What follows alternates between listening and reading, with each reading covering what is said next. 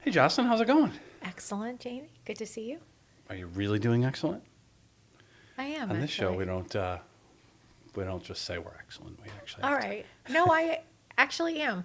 Yeah, Yeah, you're but in not real. always over the last 5 years. Yeah, But I feel like I'm in a good spot. yeah. What does Yeah. that mean? Like when you say I'm in a good spot, like faith wise, you mean, or just like in life, or Um, I feel like in multiple ways. I feel like my health has not been what I would desire it to be over the last 5 years, but it goes through like hills and valleys. But I feel like I'm on a hill, so I'm like grateful for it while I have the hill because it's like I know it.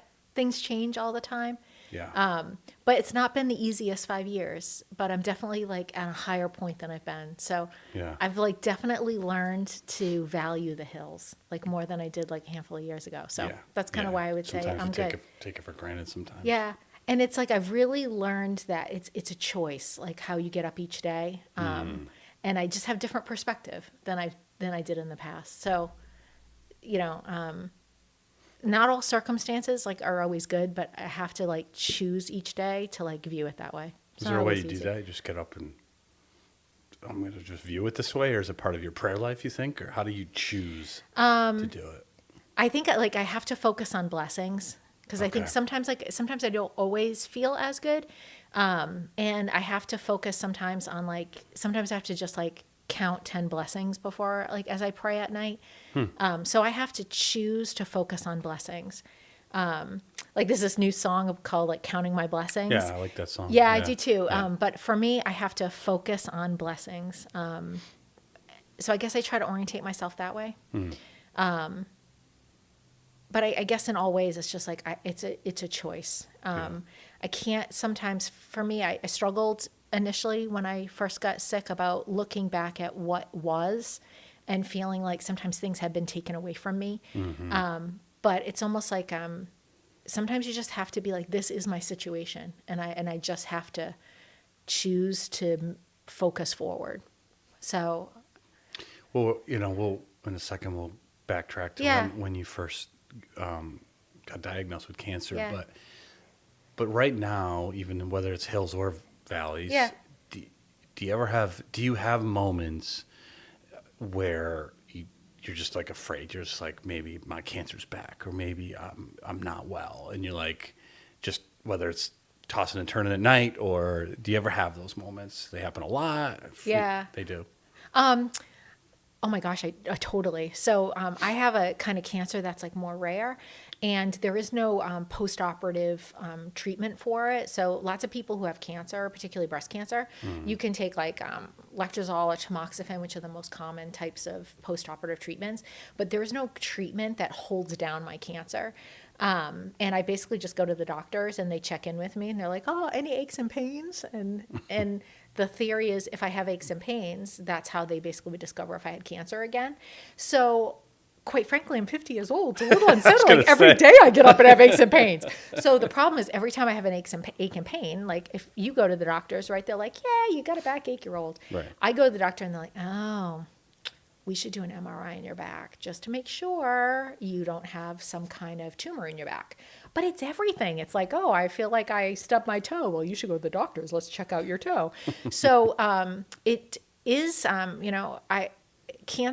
battling cancer is really a physical, mental, and spiritual battle. And for me, the emotional battle is a little bit different than a lot of people because I don't take a special magic pill each day to hold down my cancer. I just have to kind of live life forward and wait to see if something materializes. What I will say is the further I get out from the point I got diagnosed, every day the fear is less. And I'm so grateful for that. But it's almost like I walk around a little bit with a cloud over me, always wondering if like today the ache and pain will actually be something significant. But on a positive note, the great thing about my cancer is the further I get away from my diagnosis, the less likely it actually is to reoccur, which is very unusual because most breast cancers, the further you get away, the more likely it is to reoccur. Okay. So that's really good.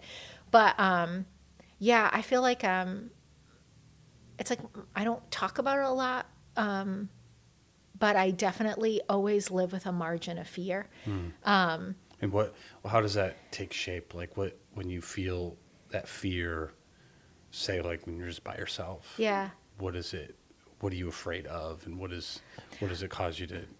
I mean, I am, it's not that I'm actually, afraid to die at all.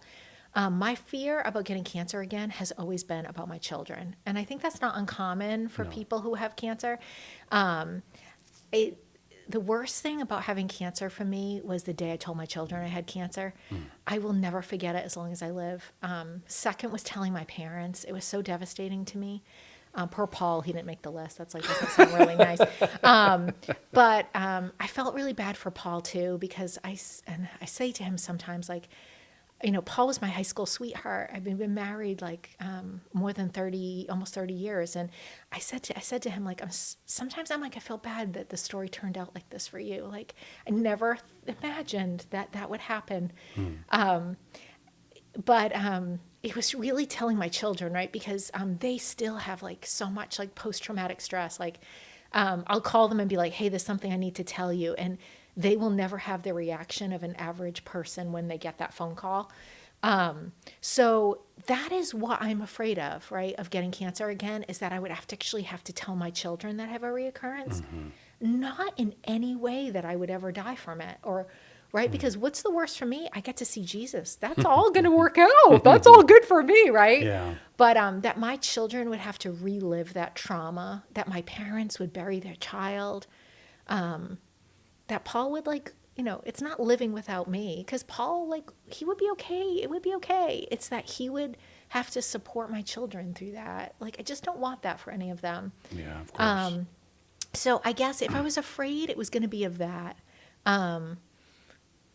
But like I said, like, the Lord has made an amazing way for me. Like, when people ask me about being afraid, I would say that, like, I just can't get over, like, it's such a small fraction of the time, especially when I was like first got diagnosed and I was going through treatment, I would be and as I am now, so good the majority of the time, but it would be that 5% of the day in the middle of the night, right? Like, as it is with all anxiety and all fear, right? Like, in the middle of the night, I'd be like, oh my gosh. And it is when no one is there, right? Or nothing to do to take your mind to off distract it. you. Yeah. But it is just when you really realize and you walk with the Lord, that no matter who you have in your life, I have the most amazing husband. I have children who I adore more than anything. I have the most amazing friend group that supports me, that no one could ask for better friends. But at the end of the day, in the middle of the night, the only person who walks with you, the only person you ever really have is the Lord. No one, right? He will, in the middle of the night at 3 a.m. when everyone's sleeping, that's all the person you have. And when I was so desperately afraid that I couldn't even breathe sometimes in the middle of the night, I prayed and he took the fear away.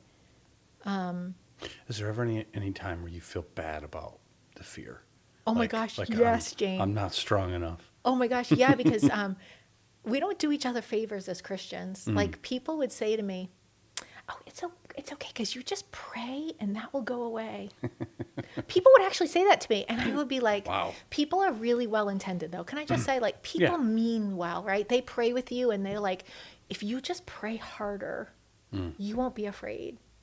And, I run a support group, right, today, and I'm so close to so many people who have cancer, and I tell them, that's not true.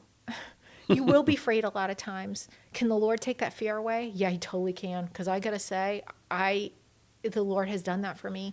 But when you have cancer, sometimes you end up feeling like you don't have enough faith. That was my thing a lot of times. I would be like, oh my gosh, I'm like Thomas.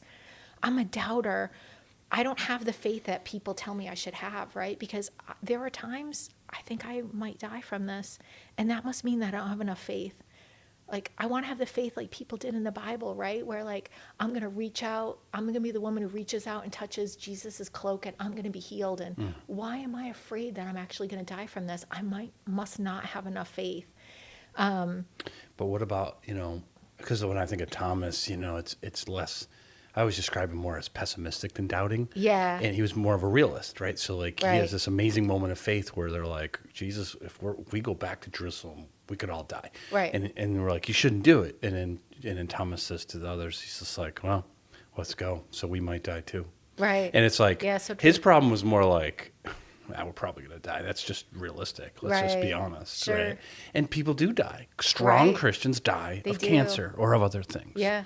And that's the hard part sometimes, right? Like you must be, well, God may have a plan.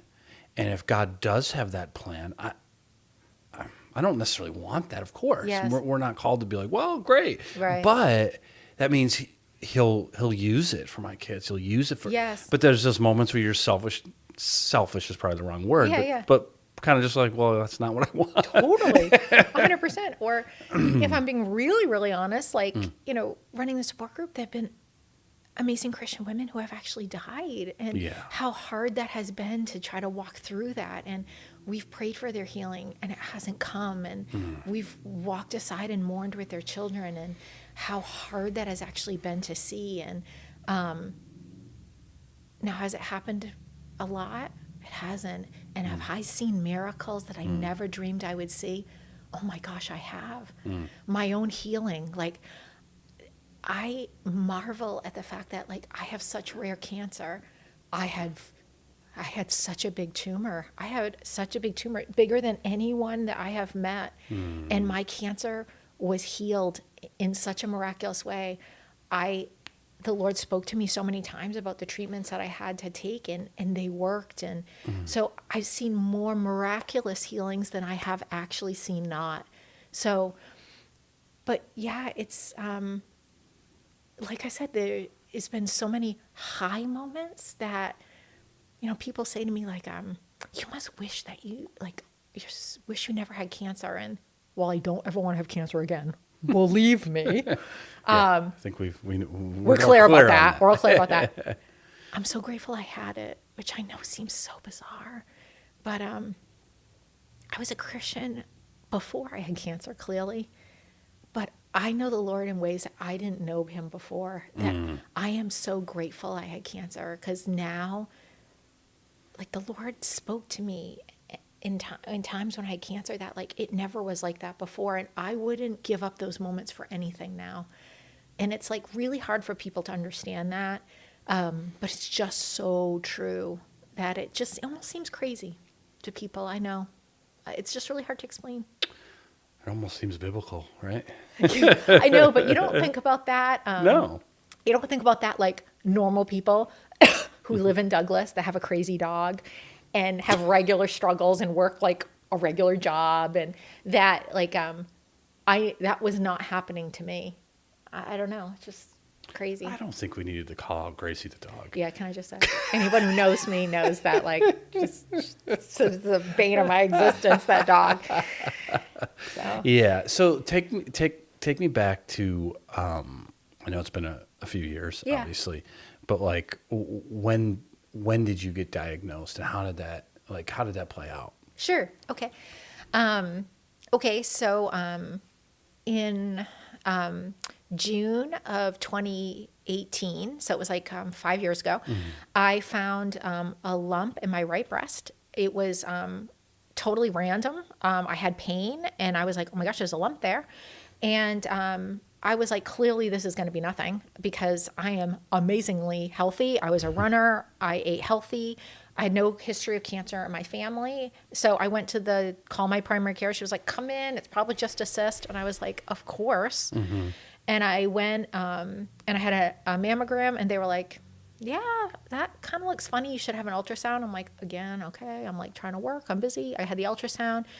And then when I had the ultrasound, I had not a very unsettling experience where the ultrasound tech started to cry when she was doing my ultrasound. Yeah. And I was like... Were you by yourself? I was, because I clearly went by myself, because I'm not going to have a problem. I got to go to work. This is like not a big deal. Yeah. And the ultrasound tech started to cry, and the radiologist came in and said, you have a large solid mass, and while we have to do a biopsy, it would appear to me that you have cancer. And I said to him, you actually must be mistaken. Like, I'm not going to have cancer. I don't have cancer in my family. I'm extremely healthy. I'm not a smoker. Right, This is not right. possible. And he said, well, you don't have a diagnosis until we do a biopsy, but you need to come back and have a biopsy really quickly. So they got me in really quickly. Days later, I had a biopsy, which was amazing. And I was on the way to the airport because I was traveling, and they called me while I was in the tunnel going to Logan, and I could barely hear the radiologist. And he was like, "You have a large mass in your right breast. It is very aggressive, rare breast cancer, and you need to see an oncologist immediately. This is very rare." And then I met my family at the airport, and Paul and I sat separate from the kids on the plane, oddly enough, and Paul and I cried all the way to Virginia. And I was like, I'm actually going to die. Like, I don't know how this is possible. So it was so unexpected. So when you had that first, when the tech started to cry, Yeah. what was that like? It was really odd. I might have told you this story, but I Yeah. was driving home from Milford, and I am not one of these people who hears the voice of the Lord at that point ever. And I know a lot of people are lucky enough to have that happen, but that was not me. And I, on the way home, was praying.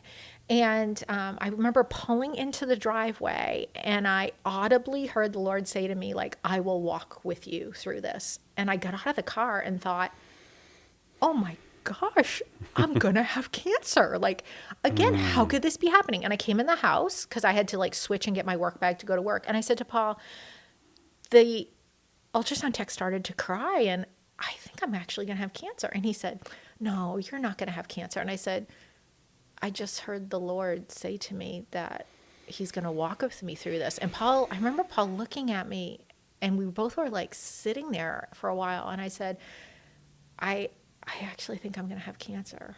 And he was like, you're not, let's just wait and see. And like I said, that's not something that happens to me very frequently, but it was extremely clear to me that the Lord had put that on my heart that was going to occur, and it very clearly did. When you heard the voice, Yeah. what did that do to you? I have to say that I wasn't super afraid. But I also almost couldn't believe it, to be honest. But I wasn't really afraid.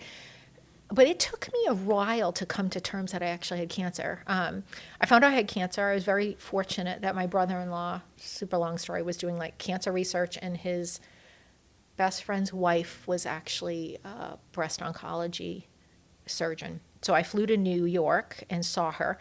And I remember even when Paul and I flew to New York and I went into her office, I was like, she was like, you have a giant cancer mass in your breast. And I was like, still, I think you guys must be confused. Like that really can't be happening. Yeah. So Yeah. it took me a while. And she was like, yeah, you definitely have cancer. And I kept saying to Well, her, it's I like- eat broccoli. I don't eat yodels. Why? And I finally said to her, why have I been eating healthy all this time and exercising? Like, why? I don't understand. How do healthy people get cancer? And she's like, healthy people get cancer. And I was like, all right. But it took me a while to come to terms with it. Well, it's almost like they call it the stages of grief. Like Yeah, one of them's 100%. denial, Yeah. You know? And then I got kind of angry about it, but never like angry at God. My whole thing always was that why should this happen to someone else? Like people are like, why me? And I was like, why not me? Right? It was never like, why me? I was like, more why me? Like I didn't eat the yodels. More like factually, why me? But never why me? Like someone else should deserve this. Cause I was like, I don't think anybody should have to go through this. So, and more like not angry, but like confused. But then I quickly progressed to fear, and I lived in fear for quite a while, but always on the inside and never on the outside. And that's kind of how I show up. You know me pretty well. That's how I show up as a person. Yeah. I don't, I'm always about not wanting other people to worry for me. And I had a really hard time with people praying for me also. So that was also kind of a challenge. So when you get the call on the way to the airport, you're meeting your family there Yeah. to go to Virginia. Yeah. And so you're sitting in the plane talking to Paul. Yeah. Your kids still don't know. Right. And so what was that like? You were just kind of in denial, but not. Yeah. Conflicted. It was really bad. My best friend lives in Virginia, so we were flying to Virginia for her daughter's graduation, and the whole time was very surreal. Like our friends in Virginia, they knew, but all the kids didn't know, and it was a graduation party, and everyone was like celebrating, and but we were not. So Paul and I and Linda and Mike were not celebrating, and I remember at one point we were. Their pastor, who they're very close with, I remember like the pastor, his wife, the six of us were like, went into a room and like they prayed over me. But while all the kids were like out playing cornhole and like celebrating. So it was just a very surreal experience, I would say. But again, like on just this whole like pretending something was not occurring. Did your kids and the other kids, your friends' kids, did they pick up? Never. They didn't? No. I feel like just good at pretending. With my work, well, it's with my work, I have to like, it's a lot of compartmentalization I do professionally. So it's like, it's not hard for me to like pull things in and just show up certain ways. It's kind of, I have to do that professionally. But Paul also had to do it. And yes, and our friends too. And it was very, I'm sure, really physically draining. Yeah. Yeah. Yeah. So you go in to the doctor and it gets confirmed. Yeah. And you said you went right to fear. Yes. Right? But a lot of the same fears that you already talked about that you still experience today, more like... just significantly more intense, because I think today right. I have had the experience of already being healed and already having that intimacy with the Lord, that he's walked me through it. So, but if we back up, that had not yet occurred, right? So I had not seen the fact that the chemo was going to work. I hadn't yet had that level of intimacy with the Lord. So the fear was so much more intense. And there's also all the unknown. I'd never had an MRI before, so I had to have an MRI. I'm claustrophobic.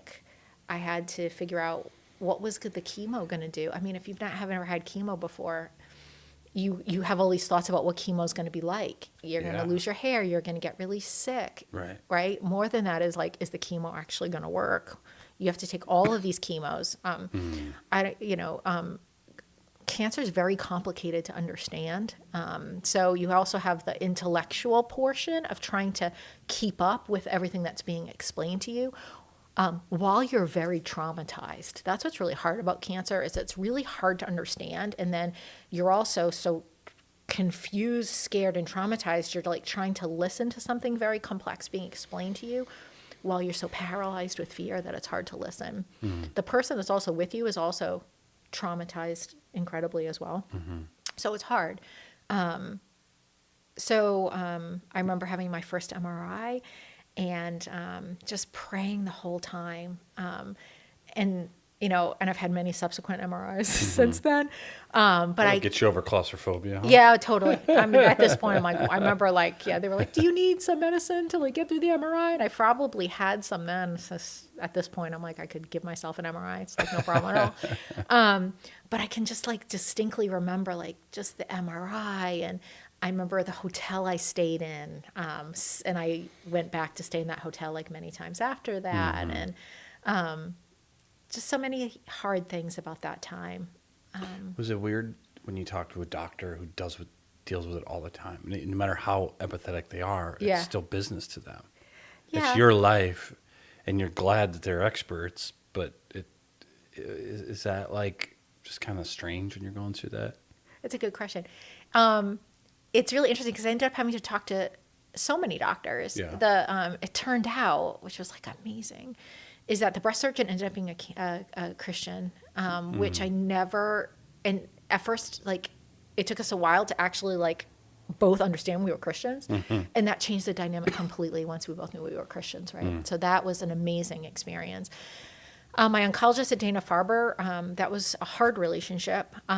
We did not connect as well, and over time, I ended up going to a different oncologist.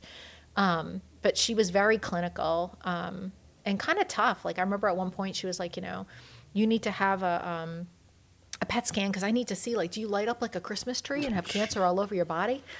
It was like that. Really tough. So you find empathetic you find empathetic cancer people and you find not empathetic cancer people.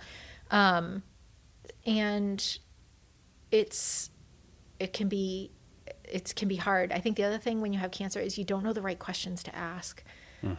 Now I am so much more knowledgeable, but then I didn't know the right resources, the right questions to ask.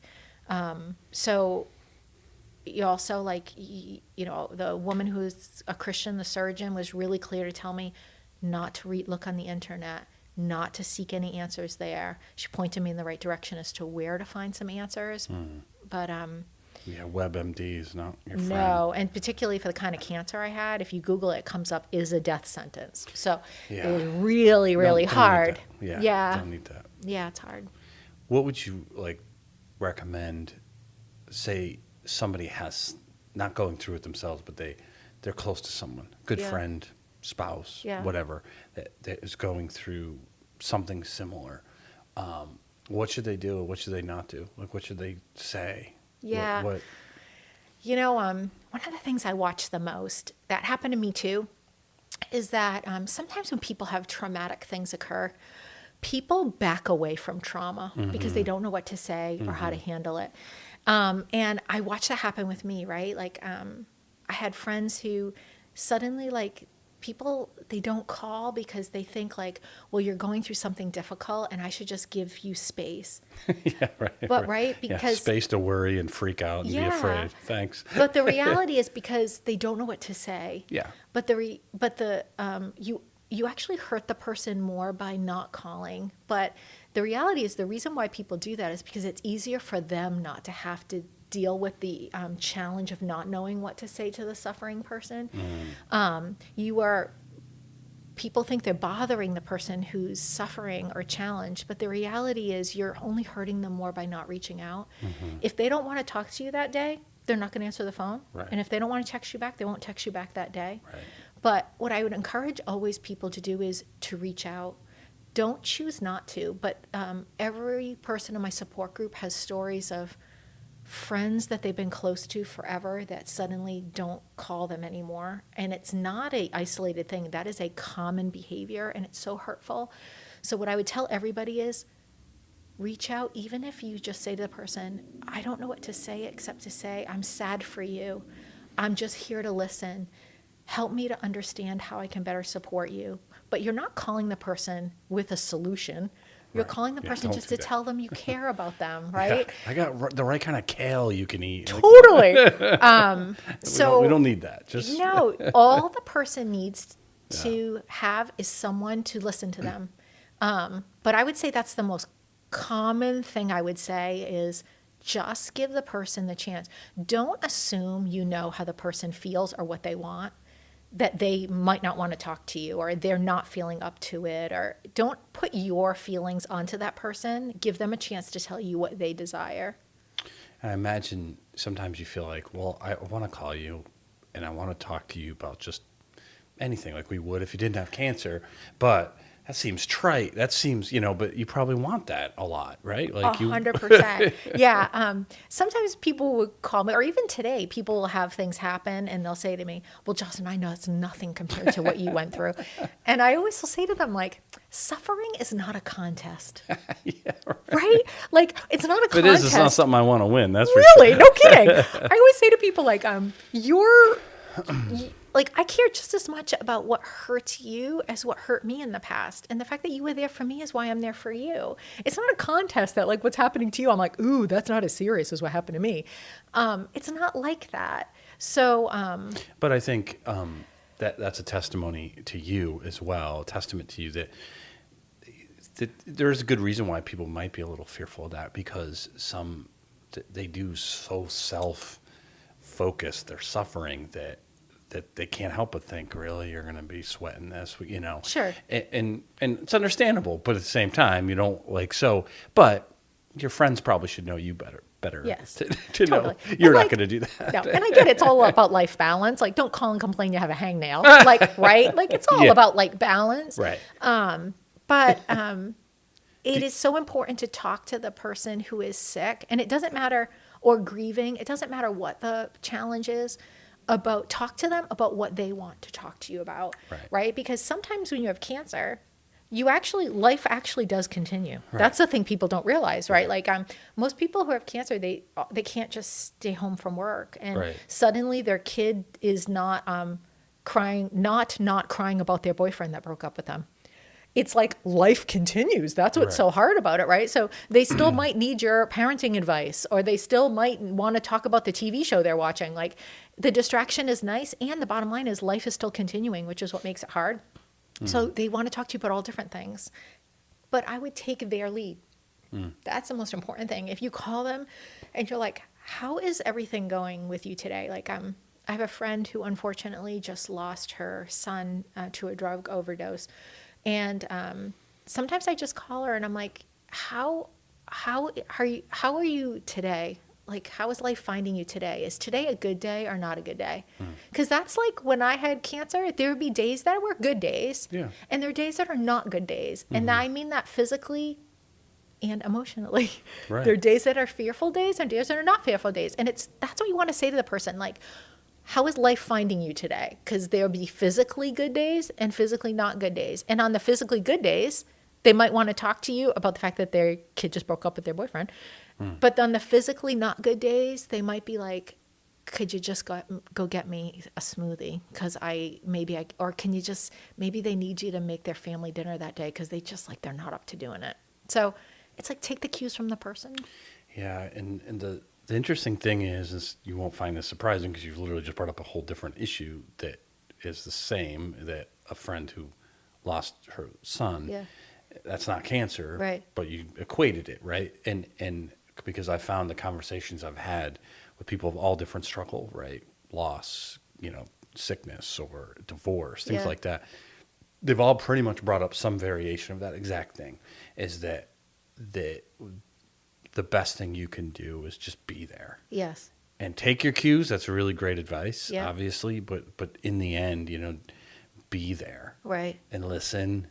And that's what the taking the cues is. Like, oh, they seem upset, and maybe I'll just be quiet and just be there for them. Yeah. Or talk if they want to talk about it. We talk. If they seem like they don't just like, hey, you're not really doing well. You need to no, they need you to just talk about the TV show. Yes, definitely. And just show up, but don't disappear. Do you think, not just from yourself, but some of your support group friends and people that you've walked with through this? Do you think in the Christian realm there's an added layer of disappearing because it rocks people's own faith? Oh, that's interesting. I'm not saying we're judging anyone specifically. No. I think there's disappearance in both places because I think people struggle with emotion and suffering. I think the world struggles with suffering. I think Christians struggle with suffering of the faithful as a topic, right? So struggling of of God's faithful is a painful topic for Christians. And I think that's why you see the Christian struggle with someone who's sick or has trauma, because they can't rectify that in their mind and they don't know how to handle it. Right. I mean, you I'm sure have bountiful wisdom around this topic, way more than I do, but that would be kind of what I feel like sometimes is the struggle. And then, but I feel like you see people who aren't Christians struggling as well with the whole, like, not knowing what to say or how to handle it. So I feel like that behavior I've witnessed in both cases, and I feel like the opportunity exists on both sides. Maybe the challenge is different. If you don't have a worldview of eternal life, then it challenges the fact that, wait, we could die, and we could die at 50, not just at 98. And what happens then? Whereas the Christian shouldn't have that issue, but they have more the issue of well, why would God allow that to happen? Or did I not have enough faith? And I think that's what might be behind that question. Well, or not even question, but that suggestion to you. If you just have enough faith, you're going to be okay. That you mentioned earlier, that I think it's what's behind that is, well, I have enough faith. Yes. And it's like, ooh, Right. do you? Yeah. You don't really know Right. until you're there. And it's like, Totally. well, that's why I'm not. To me, that, I've heard so many stories like that. And I know people, like you said, they're well-intentioned, but so much damage I can be know. done by saying things like, well, if you confess your sins, I've seen Sure. that told people, like, if there's probably sin in your life. And there's no question there are times Yeah. where we're sick because we're in rebellion to God, but to assume that you have cancer, Yeah. and you might die, that, like, I get, but it's just, even if you think that, like, don't say that. Right. Right. It's not, unless you're invited in and someone says, what do you think about this? Yes. Then maybe have that conversation. But it's like, why are you putting that person who's already has all this going on, just laying that pressure of, becomes a works-based faith at I that know. point. Sure. Right. Not believe, like, just trust God in this and keep your eyes on him, and he has a plan, and it's Yeah. not just for this life. Right. It's more than that. Yeah. Rather than, like, if you have enough faith, you'll be well. Like, well, even when Jesus walked the earth, there was plenty of people that weren't around him that died. Right. Like, it's just, Yes. So when you started getting treatments, like, as you mentioned, you have two boys, you have your Yeah. kids, and they're, for people who don't know, they're college age Yeah. at that time. Well, actually, we're Well, both in college? No. One high school, one college Right. at that so, time. Yeah. Right. So Cole was at home still. Yeah. So you see, that's interesting. You had to kind of keep that from him for a while, and he's living with you. Yeah. It's a high school student, so he's coming and going, and Yeah. you're seeing him, but it's Yeah. not like you're with him all the time. And then you have Nicholas, who's at school in Yeah. Virginia, and so a little bit easier, but he calls all the time. Yeah. He does. So you have to pretend. How long did you do that? When did you Yeah. make that decision? Not that long. So, and I found my cancer in May, and I had to move really rapidly because it was very aggressive. So I started treatment right after Nicholas's birthday in June.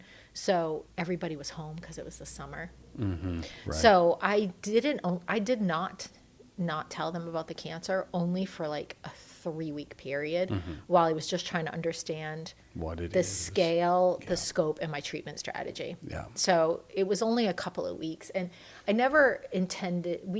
I didn't intend not to tell them about it Right. until that was my only intention. And in case they're ever listening, we have committed as a family that anything ever occurred again, I would never not tell them. So in case they're listening, just so there, I'm always being clear about that. Because it's very frightening for them to think that something would reoccur and they would not know as they are adults. So Plus, if I were them, they could be looking at you like, well, yeah, they're always she's looking really at me sick. being like, You is okay? that a bump on your head? Yeah, clearly. So, Yeah. just so everybody's clear. I You're would limping always- around a little bit. I They're would like, always oh no. reveal that, yes. Yeah. So it was only that 3-week period of time where I was just trying to understand my strategy. And then I started chemo, and they were actually there in the beginning when I was getting my chemo, as was my nephew, who was doing an internship and living with me for the summer. So they Yeah. were all there. During what was the rougher period of it. So I did a lot of chemo, and I tried several different kinds, including a chemo that was, I ended up leaving Dana-Farber, and I saw a doctor in South Dakota at one point. I got to see the head of the National Cancer Society, which is an amazing story. Yeah. And I took a more,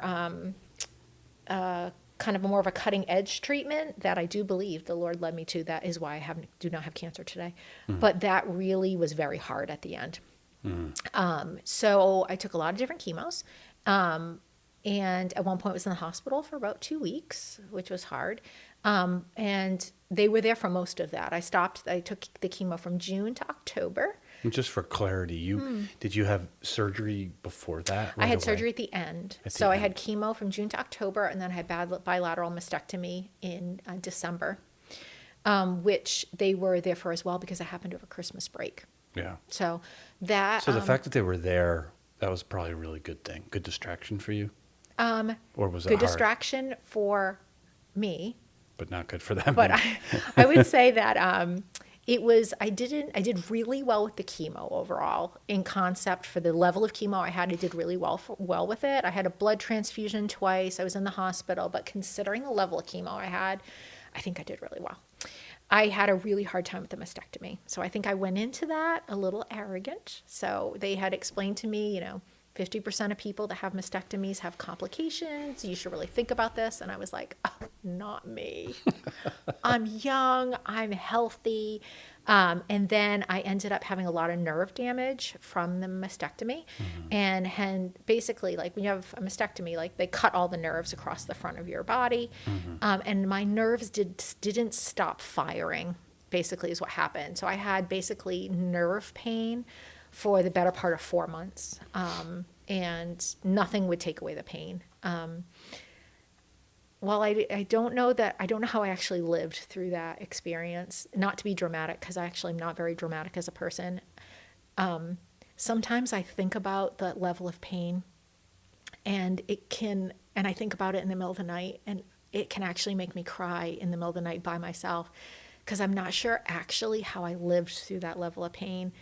I didn't sleep for almost 4 months. That too, just not sleeping, can almost make you feel like you're crazy. So that was worse than anything about having cancer, was that pain. It did change, though, my level of empathy for people. It really changed my way I look at people and look at suffering. And I always thought I was really empathetic. So a piece of me is like, after things happen to you, you're always like, why, Lord, did you want this to occur? And I don't think it was because I was very hardened and the Lord wanted me to have a more empathetic view of people. But it has totally changed my view of suffering in all ways. It makes me think of pain differently. When people talk to me about pain, it makes me move towards people. It's really hard to explain when people say to me, like, they have suffering in some way. Most, normal behavior is you're like, oh, I'm sorry for that. And you move away. And there's something that yearns now for me to move towards that person when they say that, because it almost is like PTSD. I remember that pain, and it is PTSD. Yeah. And it makes me move towards that person in a way that it's very hard to explain. So that's depth and growth. It doesn't mean you weren't empathetic, but I wonder, knowing you're a solution finder, problem solver. Like you said, I categorize, I figured out whether it's work or personal life. That's just how God wired you, which is an amazing strength. But when you suddenly find yourself in a situation where there's no real solution, right? I mean, yes, there's surgery and there's waiting and there's healing, but there's just pain. Yeah. And there's nothing really to be done about it. I wonder if that's where that kind of like an extra level for you to have empathy with people. Yes. Because I think doers are like, well, I mean, you gotta go. Yes. Not that you're like criticizing people, but you're just thinking deep down inside, you're like, well, I mean, you gotta. But then you're like, sometimes there's nothing to be done. No. You just hurt. Right. And I think while I always have thought I relied on the Lord, when you're at that level of brokenness where you can't sleep and you literally it's just a level I can't even describe with words. It just changes everything. What was it like because I'm trying to remember, I know you took some time off, or you but what was your work situation at that time? I actually went back to work. It's almost like it seems so foolish. I can't. When did you go back to work, though? I went back to work. You had the chemo. Were you working during the chemo? I did. I worked through the whole time I had chemo, and that would be the other thing I tell people. So I worked the whole time I had chemo. So I would have chemo on Thursday morning, and I would work while I was doing the chemo. For most of it. So it's like... Was this still pre-COVID where you had to go in every day? Yeah. So when you have chemo, also, I always had these dramatic visions of what I thought chemo was. Like you get chemo and you're like screaming in pain while you're having the chemo. And actually, for people that don't know, it does not work that way. The problem with the chemo is they give you a lot of medicines that make you really sleepy. So in the beginning, and it actually lasts a good amount of time. So when you go to have chemo, sometimes it can be like 6 or 7 hours. So I would work in the beginning of it off of my phone or bring like paperwork. And I could probably work the first 3 hours, and then I would start to be like, oh my gosh, I want to fall asleep. And then the last 4 hours or so, I would like look at Vogue and then eventually fall asleep. Paul would be talking to me, and then I would like drift off. He has that effect. Yeah. He doesn't. He wanted me to stay awake and talk to him. So I would work some of the day on Thursday, and then Friday I wouldn't go to work and not feel quite as good and kind of like hang around, and then not feel so good on Saturday and Sunday, and then by Monday I would go to work. So I'd basically be working like Monday, Tuesday, Wednesday, half a day Thursday, and that were you was still working pretty much full time when after the surgery and all that pain? So then I had the surgery on December 6th, 2018. So that day I will forever, and it's been 5 years. December 6th is a day that I think I will remember for the rest of my life. Like I get up on December 6th and I'm like, this is the day I had my mastectomy. It's very clear to me. Yeah. And then I was off from December 6th and I went back to work on January 17th. And right, so you took a month-ish off. Yeah, Paul drove me to work, and I would lay in the back seat of the car on the way to Framingham. And I had a really hard time working. I remember one of the women that I work with that works for me, I remember her walking me back to the lobby one day, and I had to call Paul. I was like, Paul had to come into the lobby to get me out. I remember one day I sat in a conference room because I didn't want anyone to see me before Paul got me. It was not, I don't even know how I went back to work because I wasn't sleeping at all for months. And I was like, oh my gosh, how am I making decisions? How am I letting these people see me like this? It was like crazy. What about, because there's really, you just described kind of almost two phases of it. There's I worked through the chemo, which we're obviously doing a lot better, like mentally, you were sleeping more at least. Yeah. But you were also dealing at work. And for those who don't know, you have a lot of people that are kind of rely on you. It's like not a job you can just coast through. Yeah, I'm lucky to have the job I do. I have a great job. Right. Mm-hmm. So, but it's important. Like you got to make important decisions that affect a lot of people, and et cetera. What did you? How was work when you first have cancer? Maybe you're losing your hair, and it's clear you have cancer. They know you have cancer. Yes. You're telling your coworkers. How were they? How was that like to? Just was it weird? Did it kind of add a layer to your relationship with coworkers? Oh yes, great question.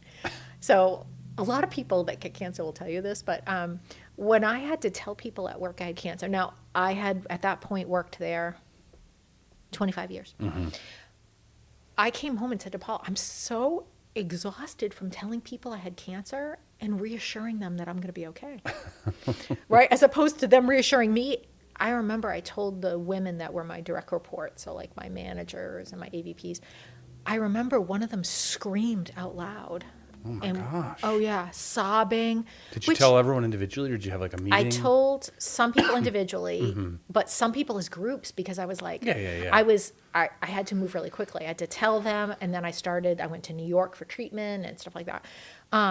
And I was like, oh my gosh, how blessed am I that people care this much about me? I mean, that was really nice. Yeah. But it was so, and people will tell you this, it was so emotionally tasking because you end up switching roles where you're comforting them. Like, no, it's okay. I'm not going to die.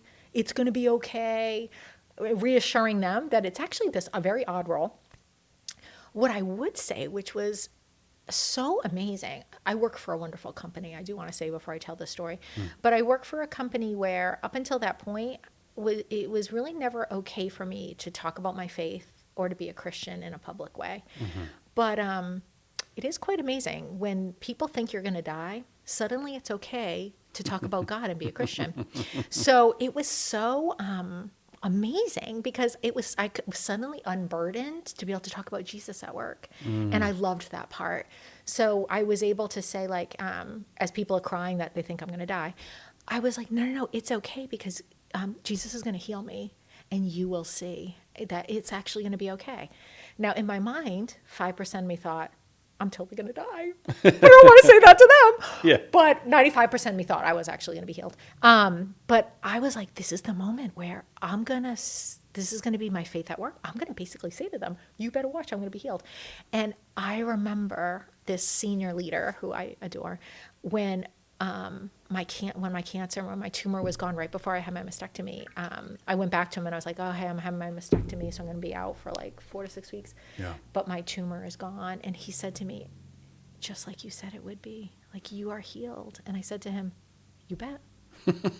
And if you believed you could be, Jesus could heal you too. Like, you have to be a believer. And it would just give me all these opportunities that I never expected. That was a blessing. Yeah. Wow. Losing my hair, I have a unique view on hair, like and things like that at my house. But it was interesting because lots of funny things happened. I wore a wig at work, and but the men told me they liked my haircut better. That actually happened multiple times, where I'd be in the elevator and like guys would be like, Josten, I love your new haircut. And I'd be like, oh my gosh, you don't even realize I have a wig on. So many funny things happened with the wig, where the men would be like, your hair looks so much better than it did before. And How I was tempting were you to just be like, 100% yank it off. Like, people didn't even realize it was a wig. Wigs have come a long way, I just have to say. Yeah, So lots yeah. of people didn't even realize, like, people were like, your hair looks so much better. I'm like, my hair must have looked really crappy before that you think it looks so much better with the wig, but that's okay. But what I will say to anybody who knows anyone in their life that has an illness is, I did have someone I really loved at work that came forward to one of my bosses and said, you need to convince her to stay home and not come to work. She's working really hard, and it's hard for me to see her be sick, come to work. So you should tell her she shouldn't come to work. And my boss ended up saying that to me. Not that he said I should stay home, but he said, this person is really worried for you, and it's hard for them to see you this way. And I said to them at this point, it's important for me to come to work because it creates this normality in my life that I need. Because if I would stay home, sitting there I would be convinced I'm going to die. Right. And what I would say to people if they know someone who's really sick is, don't dictate to the person what you think their life should be or what they need to do and how they need to change their life. Because if you force someone to change their life and dictate that to them, that change of their normal routine is actually not good from a mental health perspective. As much as people can continue to live the life they had, gives them hope that their life's going to go back to that way.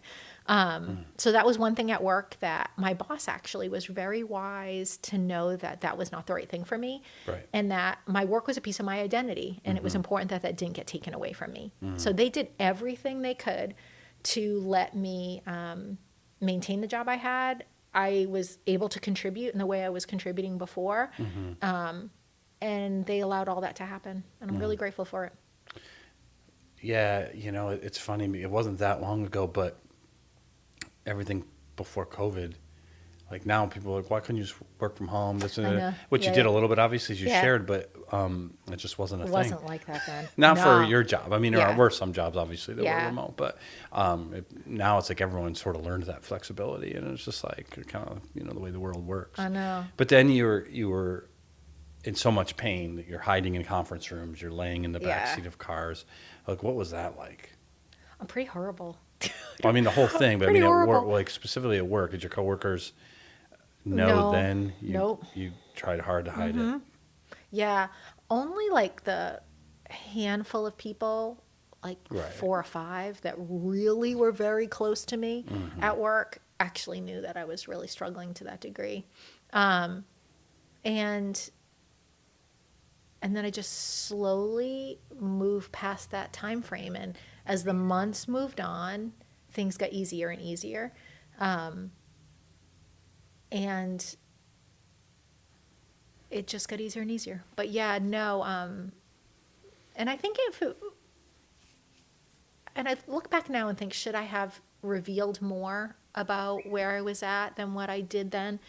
The world's a different place today post-COVID than it was then, right? Our world is more about, sharing your personal struggle, telling your personal story, talking about your mental and physical health more publicly. It's hard not for you, but like for people to remember like where our world was actually pre-COVID from a professional perspective, but it wasn't again, it's not about my company, it's just about the world, who we're not in that place. Yeah. And I look back and think, like, was it a pride issue why I wouldn't do that?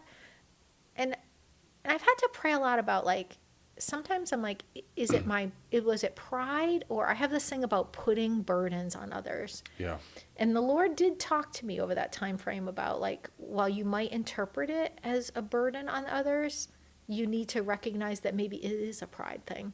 So it was actually in a lot of different ways, right? It was a growth for me to realize, like, I didn't want to ask people to pray for me because I felt like there were a lot of other people who had bigger problems than I did. And that was, like, for me about, like, not distracting other people. I don't want the attention on me. But then I was like, maybe it is that I'm too proud and I need to ask people to pray for me. So, it was a growth for me. Yeah. Yeah, I think I always tell people who are in not just in that case, but like maybe in a case where they need help with something. Yeah. And they don't want to accept it. They don't want to accept financial help. Or, I mean, you're a deacon in the church, so you've seen that too. Yeah. And it's like, if you don't accept that blessing, you're robbing that person or people of doing what God's called them to do. Yes. And the same goes in, like, in your situation. I mean, I don't know that it's, I mean, maybe with some pride, that's between you and the Lord, but I think it's also just, you need to kind of put yourself on the other side, which you are now a lot. Like if people don't let me in, they don't share their burdens, I can't help them. Right. And I want to help them. Totally. Right? Like maybe sharing nonstop night and day. Okay. A little much. Yeah. A little Totally. much. Yeah. And that's probably, if someone needs to be there, that's the spouse's job. That's the, the person closest to you. But friends or coworkers, it's finding the right balance, I guess. Definitely. Did you ever, were you ever depressed or label it? Which is, I would say, I don't think so. I would say I definitely, my observation from walking people through this cancer journey is that people generally index on people can be depressed or fearful. And they can be both. I think indexed higher on the fearful side than the depressed side. Yeah. Yeah. I don't know why that is. I don't know if it's just the way I'm naturally wired that I'm not as likely to be depressed, but I never as much felt sad either. I more just struggled with fear, and trying to hide it. Yeah. Yeah. That, and the exhaustion of trying to hide it and battle that, and the shame I felt around being afraid. Yeah. But I didn't feel depressed. But I do know that it's just very individual, that I watch that in a lot of people, and just trying to reassure them that all of those emotions are completely appropriate for the situation. And you had mentioned earlier about the stages of grief. Yeah. It is so real to me how having a major illness is exactly the same as mourning a loss. Like, I literally watch it happen right in front of me with people, like all the same stages. And trying to understand, like, some people can move through the stages faster, some people they're slower. Just trying to better understand that and help people through it. It's just interesting. Yeah, there's a lot of ways people experience loss. And when you think about it from a biblical standpoint, all of it is really at the source, the brokenness of the world. That everything that when we experience that kind of loss, or we go through the grief, is things that wasn't God's original design. Yeah. Illness, death, divorce, like all of these things are not what God has designed us for. Yeah. That's all broken. Theologically speaking, of course, that the sin has brought that brokenness, and that's what Jesus has done, and that's what he's doing. But it's interesting. I think that's why there's so many similarities to it. That you're experiencing a loss or potential loss of something that you weren't designed to experience. And that's why it feels so hard. Right. And that's why we deny it. That can't be true. And that's why we get angry. Like this shouldn't be true. And because you're right. Yeah. It shouldn't be right, true. sure. But it still is. And so it's like coming to grips. And that's why Jesus is that bridge, right? Because it's like he's the only one who redeems. And it's not just heals physically, but he's the one that heals the brokenness of the world and is doing that. Yes. And so in your individual story, that's what you're experiencing. And it's so similar. It's why, like, in the conversations I've had on this podcast, it's like it revolves around the same issues. Yeah. Because you're grieving, because it's a real hard thing, and you don't know what to do with it. Right. And it's hard, and it's like, and that's one of my goals, is, as we've already talked about, it's like we should hear these stories because it's okay to not be okay. Yes. Right? Sure. And too often in church circles, it's like we don't have the room for these, like, wait a minute, like, you weren't okay, but you're a strong Christian. Yes. And you weren't okay. Like, you mentioned shame earlier, right? Yes. So what was that like? Like, what do you mean? Why did you feel shame? Kind of what I said earlier, because I felt like I thought I was a strong Christian. So if I'm a strong Christian, then I'm not supposed to be afraid that this is occurring. I'm supposed to have faith that I'm going to be healed. I have all these amazing people praying over me. So shouldn't I believe that's going to work out? And so why am I afraid then if I have all these amazing people? I think the other thing is I had miracle after miracle occurring in my own life. So how can I watch our Lord directly creating miracles in front of me and then a week later be like, I'm scared? Like, what is wrong with me that I could watch him actively creating miracles? I could go and see the tumor shrinking. I could pray, like, Lord, give me direction on what kind of medicine to take. And then I could go out to the mailbox and the mailman be like, my mother's taking this medicine for cancer. And I'd be like, okay, there it is. So how could all of these miracles be directly happening to me? Clearly the Lord is ever present. Yet why would I still be afraid? It must be because I don't have faith. Like, how? I'm like a sham. I thought I had this faith. I call myself a Christian. Like, what is actually happening here? Like, I must not be. What is happening? Like, not ashamed in front of other Christians, because I feel like I stand before the Lord alone. Like, so for me, it's not that I was worried about my testimony or how I stand before others. I more was like, shame in front of the Lord. Like, I knew he loved me, but I was like, I would pray and be like, I'm so sorry. I'm sorry that you're doing all this for me. And still you must be like slapping your forehead. Like, crying out loud, Josten. Like, are you not watching what's taking place here? Well, what was the answer God gave you in those moments? Always, like, the same answer you'd give your own child, right? Patience, grace, forgiveness, miracle after miracle. Yeah, sometimes, like, you bring up your own child, and sometimes, like, you just need a hug. Right. You just need to not say anything and just let your dad or your mom hug you. Or right. You have your own little kids, and it's like, that's what God does in those moments. Yes. Like you're okay. Like, I'm big enough, God. And I think we're saying this for anyone who might really experience that shame. Right. It's okay. Totally. It's normal. Yes. To feel it, and God's not slapping his head. Yeah, but, like, that's the way you feel. Of course. Like, oh my gosh, like, come on. He slaps his head when you constantly keep sinning. Maybe once in a while, stop sinning. Right. I love you, but stop it. But when you're really experiencing that, like, it's normal to fear that. Yeah.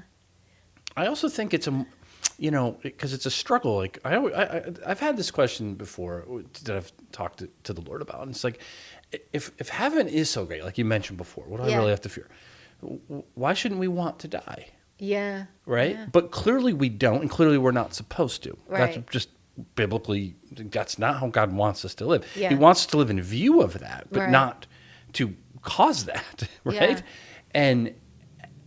And so I think that tension is maybe why we get that way. We feel like, well, I don't want to die. What if it's God's will and I trust him, but I don't want, like, that's sort of the tension of living for eternity. But God did put it in this to want to live and see my kids get married and see and God wants us to want those things. So if we have those taken away, it makes sense that he might be understanding that we we'd struggle with that, Mm-hmm. or struggle with, feeling that fear that we're not going to. Yeah. Because that's what I always say. I don't doubt God's plan. I just worry that it's not my plan. Yeah, right.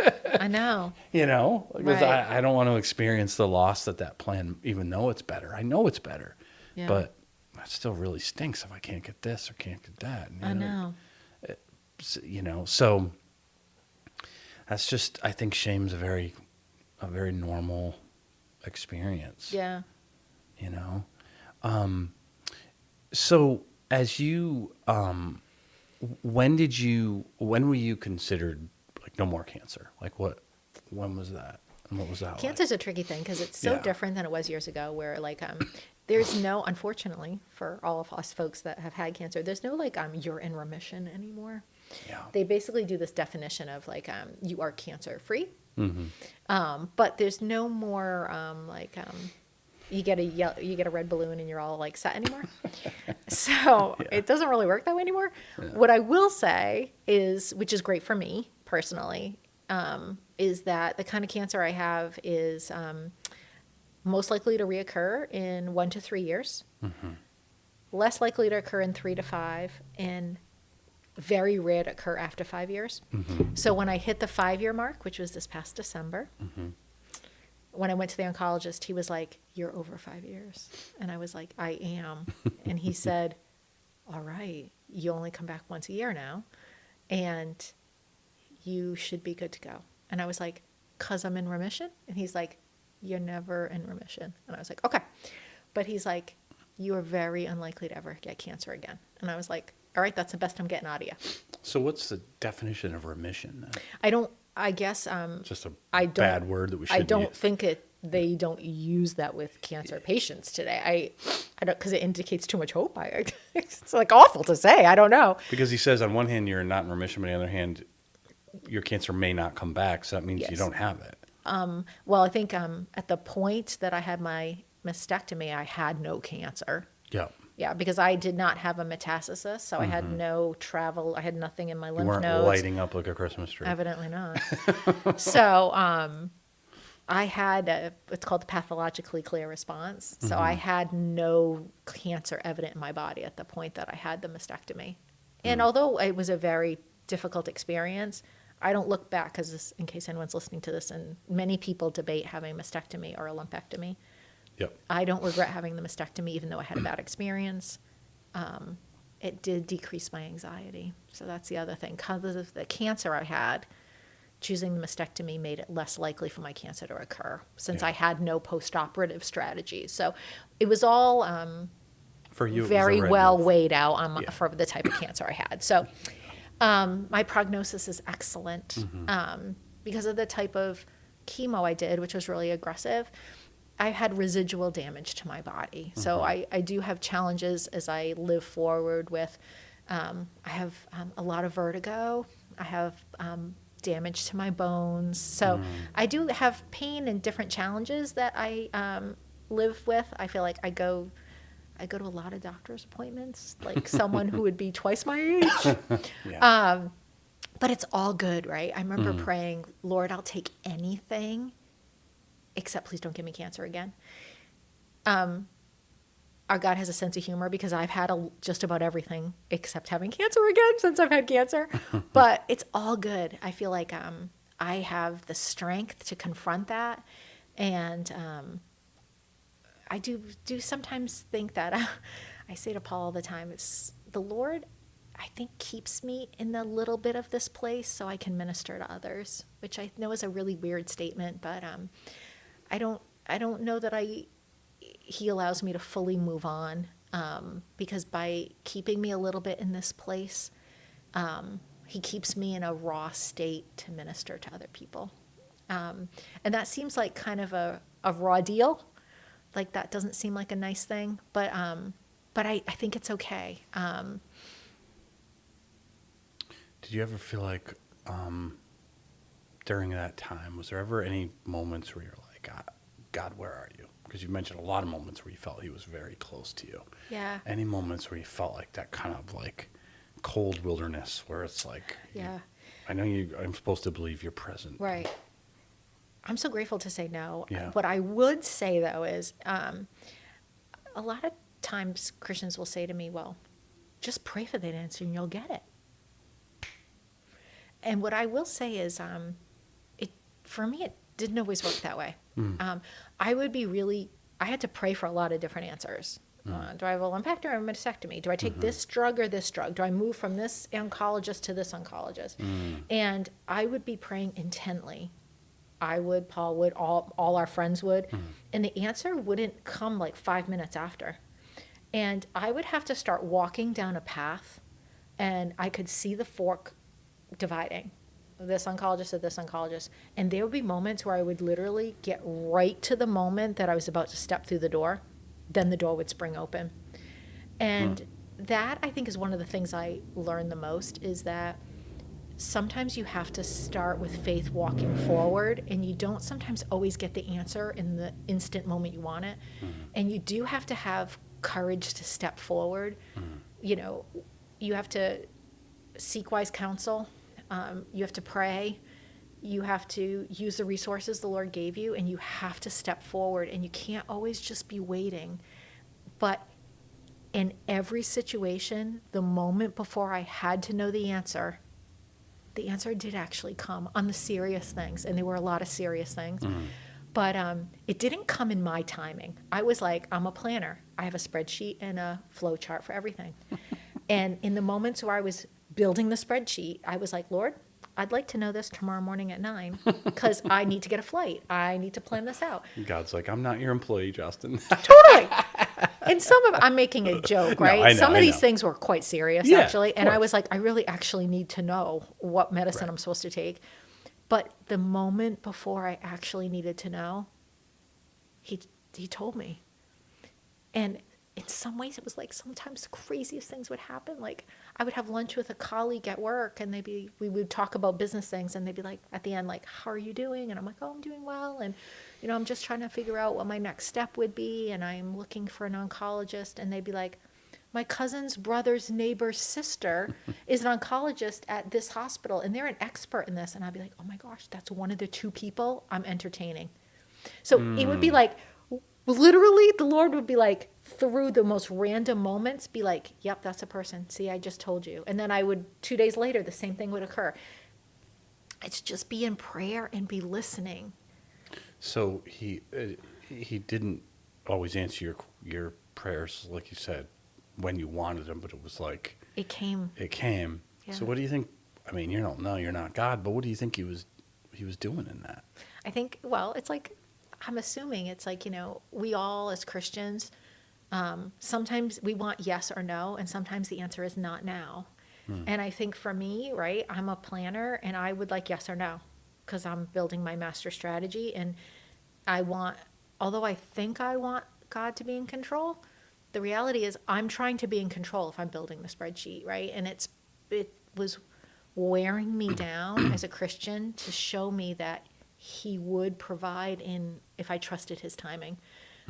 So I obviously don't have the mind of the Lord, but I'm assuming because he continued to illustrate that he would deliver for me in the right moment, that's just an illustration of how I need to trust more, and take my hands like so like off the wheel. Like it's like seems so trite. Jesus, take the wheel.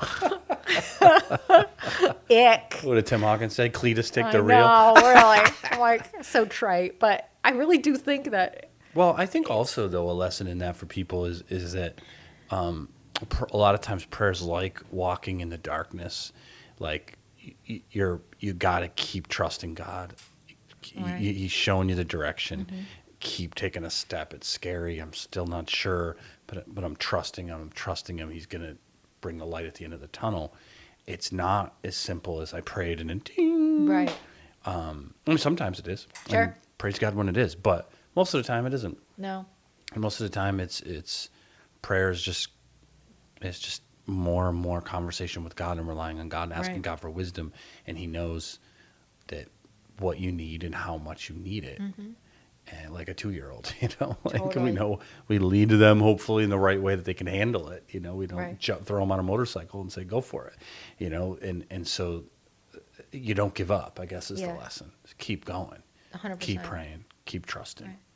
And that's easier said than done. Totally. And pray with boldness. I'm all about it. But I would be like praying and be like, could you just set the bush Yeah. on fire in the front yard? Make it so evident to me because I'm stupid that exactly what I'm supposed to do.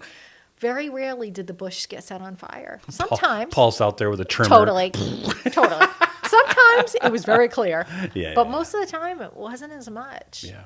But in its time, it did become clear. So, yeah.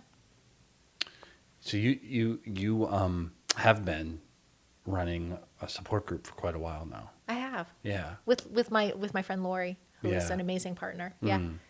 And so that's online mostly, right? Yes. It was, when we first started it, it was live. And then COVID happened and it went virtual. And then post-COVID, we started to do it live again. But then what started to happen is during COVID, we started to acquire people who don't live close by. And it was such an amazing thing to think that people that were further away were finding us. And we realized if we started to do it live again, we would start losing those people that were further away. And the other thing about our support group is that sometimes people are really sick and immune compromised or really tired from their treatment during the day. So if we have it live, they won't always come because they're too sick. So this way they can lay in bed. and honestly, the group has moved from, in the beginning, it started as all women. In the center period, it was guys and girls mixed. And now we're back to all women, but not that it exclusively was ever planned or designed to be. It's kind of whoever finds us. People of all different kinds of cancer, all different spots in life, different ages. I would say less cancer occurs sometimes less in people who are very young. So I would say Yeah. most of the group is like 40s and to 60s. But there was a period during COVID where one of the young nurses that worked with my mom, who was in her 20s, got cancer. So she came. She was in Florida. She connected with us virtually. So we definitely have had people who've been younger too. Well, what led you to do that? Okay, it's a really funny story. So Lori and I have been friends for a long time, and when we were at our old church, we ran outreach ministries together. So we've done a lot of ministry work together. And Lori's an amazing prayer warrior and a really good friend of mine. And when I was sick, she said, someday I think maybe we'll run a support group where people have cancer. And I said to her, I'm never running a support group where people have cancer. When I'm done having cancer, I don't ever want to talk about having cancer again. I don't want to keep reliving this experience with other people. Yeah. I will never do that. But when I had cancer, I had actually come to you and said, I would love to find a cancer support group for Christians. And we had a really hard time finding one.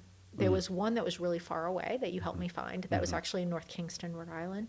But I was too sick to go that far. Yeah. It was at night and I was working and it was really, really far.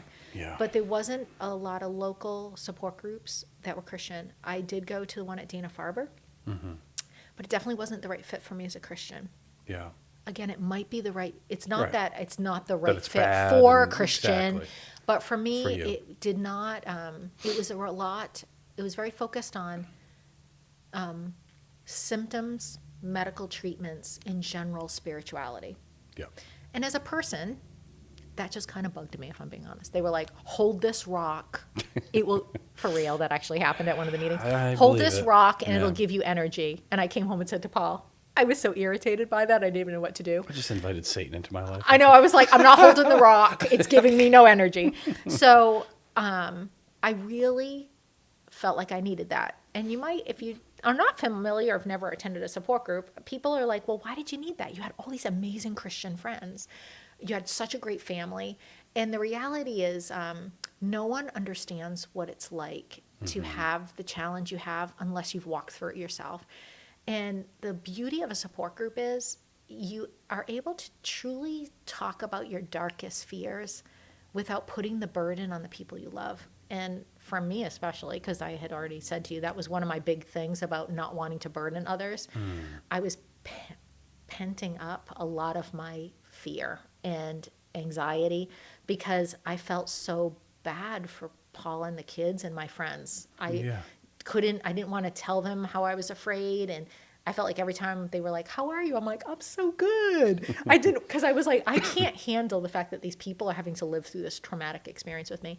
But when you're in a support group, everybody knows how you feel. We talk about how our kids are doing and how our spouse is so sad and the fact that they have friends that aren't calling them back anymore and how painful that is. And the fact that their coworkers, they go into the bathroom and they bend over and their wig falls off and their coworkers freak out. And we talk about all these funny things that happen. And, and no one understands shared experiences. No one understands what that's like. And it's true of all different types of challenges. Then why do you think, I'm sure you've thought about this many times, why is there so few specifically for cancer when it's such a common thing? Well, I think it's a struggle in New England because there's not a lot of Christians here. I think that's in general, right? Yeah. There are a lot of cancer support groups. Just so like Dana-Farber, and for people who aren't saved, Dana-Farber runs an amazing network. Like Dana-Farber provides a ton of support for people who have cancer. I mean, a really amazing program of all different types of support.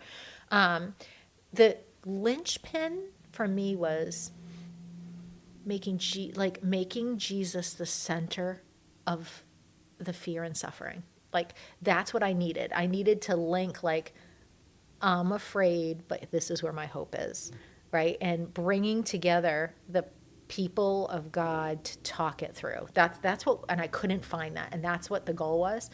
And it was interesting because then I started to get a little bit better.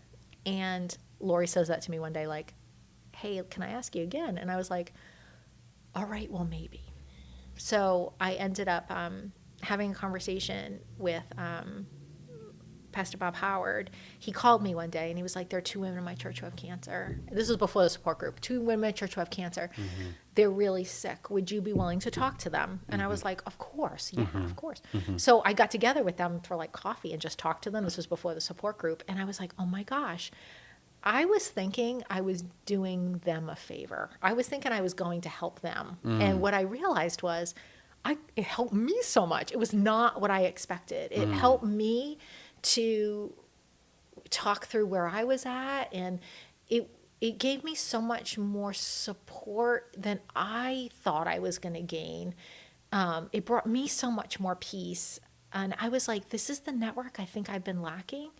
And then all of a sudden it started to open up where they were like, well, I know this other person and I know this person. And I was like, oh my gosh, there's such a need.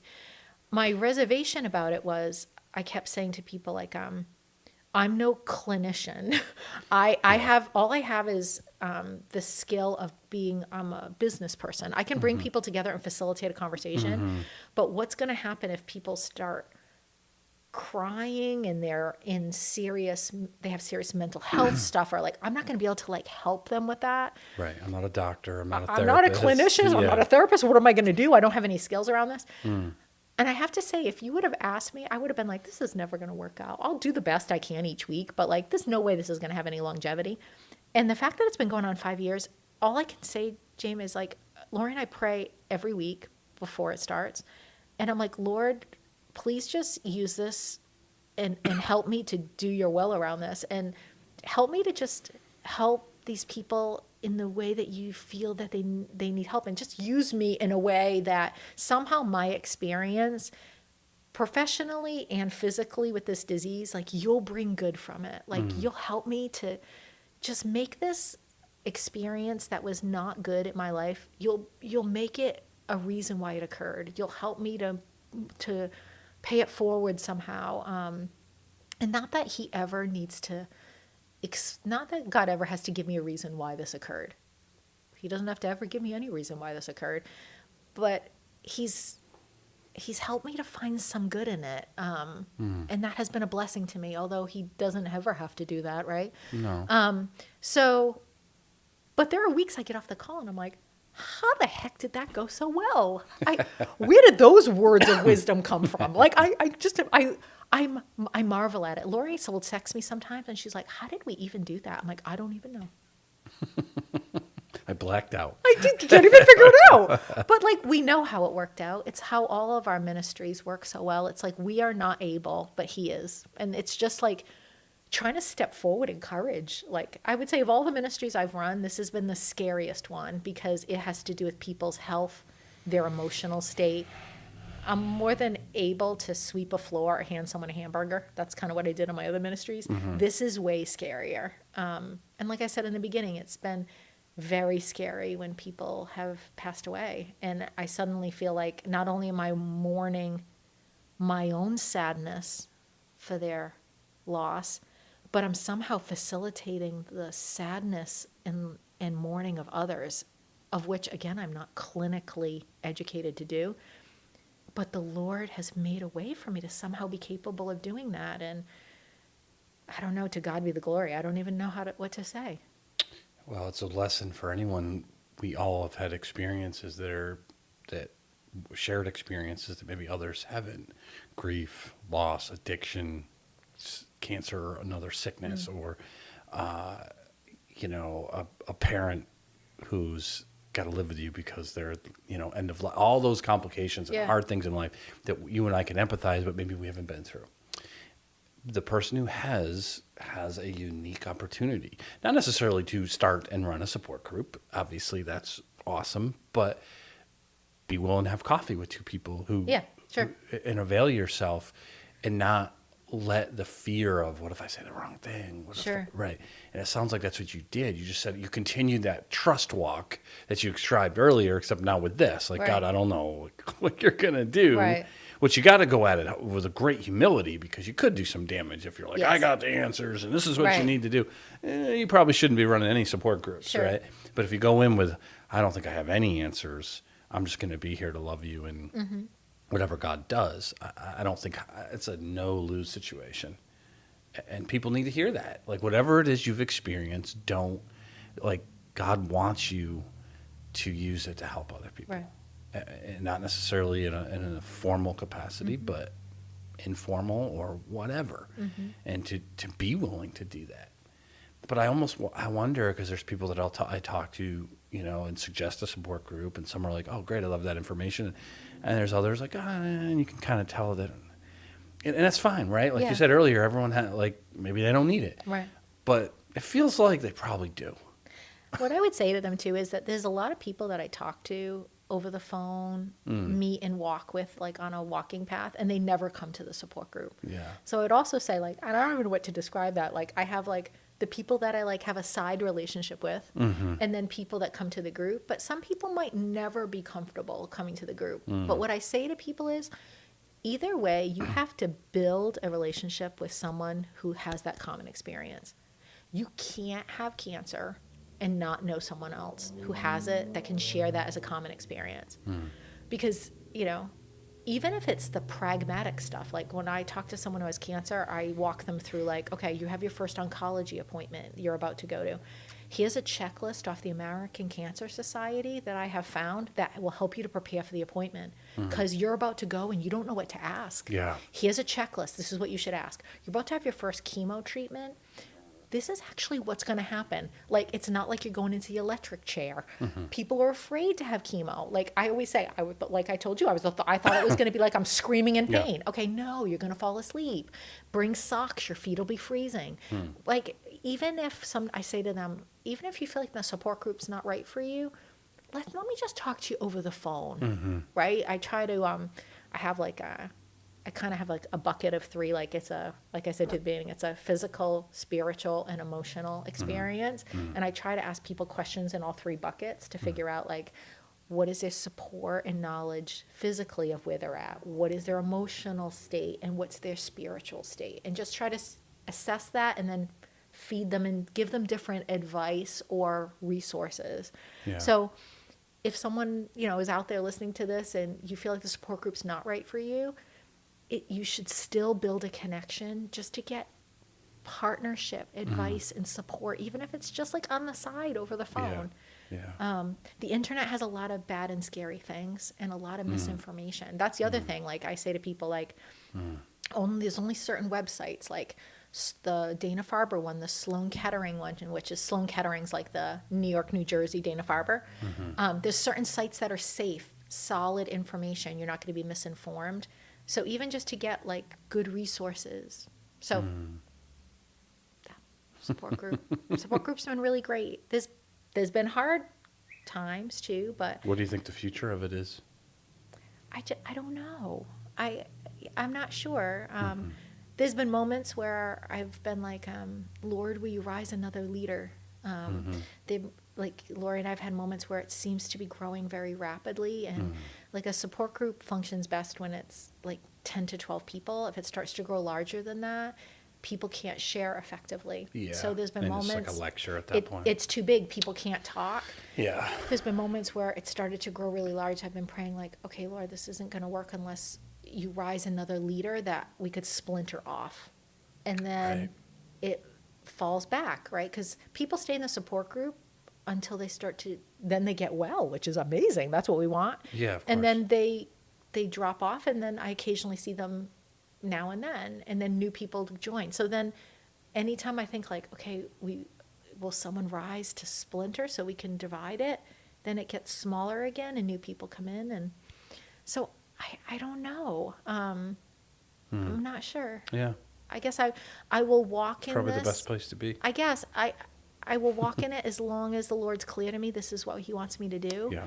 I mean, there's been other ministries where like things have occurred and I knew the Lord was like, based on things have happened, that I'm like, it's not something he wants me to do anymore. And maybe that will happen with this. And then I hope he rises someone else to take it, because I feel like it's been really important. Right. But right now I'm really committed to it because I think it's helping other people. And it's definitely what he's asked me to do. Some days I find it hard, but I know he's asked me to do it. And so that's what I'm doing. What now, because you're, like you said, you started out saying a little bit on a hill and a Yeah. good thing. Well, what do you think, and you can't speak for them, but what do you think God did in your family in all of this? Oh my gosh, so much. He, I mean, my children have amazing testimonies, but me getting sick brought my children closer to the Lord and totally changed their testimonies. And again, that's one of the reasons why I'm grateful that I got sick. I think my children grew up as, they went to WCS, and it's really their stories to tell, but not mine, Yeah, of right? course, But yeah. they grew up as Christians on paper because their parents are Christians. And then I got sick, and it changed their walk and grew them closer to the Lord. And I'm forever grateful for that. Yeah, because it can go the other way. It totally can go the other way. So my children are the men they are today and walk with the Lord. And I know a piece of that is because of what happened to me. And Yeah. I'm grateful for that. It also changed Nicholas, Cole, and Paul and I, changed our relationship, the four of us, forever. The four of us are so close because of this. The relationship the four of us have, it is intensified because of the fact that I got so sick. So it's like all those things I'm so grateful for. I think for Paul and I, it just has changed. It changed our relationship for the better because our perspective on life is so different. Although I feel like I am so healthy. When nothing happens to you as a couple, you just take stuff for granted that you'll have your whole life together. Yeah.